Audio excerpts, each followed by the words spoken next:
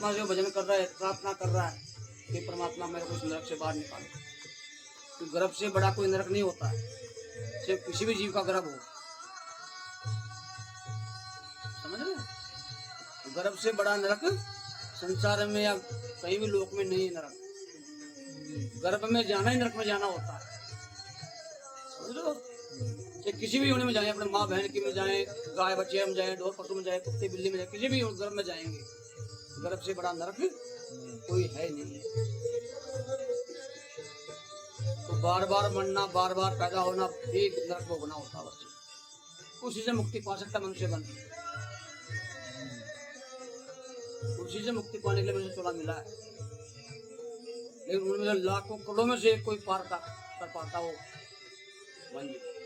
जी मुक्त कोटि में कोई। कि मुक्ति का अधिकारी वही होता है जिसको जीते जी न कोई इच्छा रहे, न कोई तृष्णा रहे, न लोभ रहे, न क्रोध रहे, न काम रहे, न मत्सर, न राग देश, कुछ भी नहीं रहे, निर्विकार हो जाए जीते जी, वो मुक्ति का अधिकारी होता है। तो ऐसा जीव सोचो आप संसार में कौन होगा? करोड़ों में से एक मिलेगा जिसका कोई इच्छा ही नहीं हो, माता, जिसका ना कोई पाप ही नहीं हो। पाप भी आपका है तो भोगने के संसार में आना पड़ेगा, घर में जाना पड़ेगा। इसका कोई पुण्य भी नहीं हो, पुण्य भी अगर है तो आपको भोगने के संसार में आना पड़ेगा, घर में जाना ही पड़ेगा। ऐसा महापुरुष कोई करोड़ों में से एक ऐसा होता है जिसका न कोई पाप है, न कोई पुण्य है, न कोई इच्छा है, न कोई तृष्णा, न लोभ, न काम, न कोई कुछ नहीं, निर्विकार हो गया वो परमात्मा से। जीते जी उसकी मुक्ति हो गई। मरने के बाद मुक्ति किसने देखा? किसका देखा आज तक? कल कहने में आता है कि वो मुक्त हो गया, वैकुंठ चला गया, नरक चला गया, स्वर्ग चला गया। मुक्ति जीते जी की होती है। नरक और स्वर्ग यही देखने को मिलता धरती पे।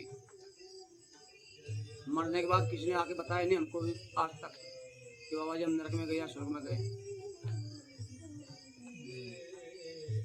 क्या? नरक जैसा जीवन भी यही देखने को मिलेगा आपको, और स्वर्ग जैसा जीवन भी यही देखने को मिलेगा इस धरती माता पे। अलग से कुछ समझ की बात है। तो कोई नरक स्वर्ग का देश होगा अलग से। इस धरती पे स्वर्ग भी है, इसी पे नरक भी है। आप दिख जाएगा आपको स्वर्ग भोग रहा है, कहाँ पर दिख जाएगा बैठने नरक भोग रहा है, इसी धरती। इसलिए भगवान से हमेशा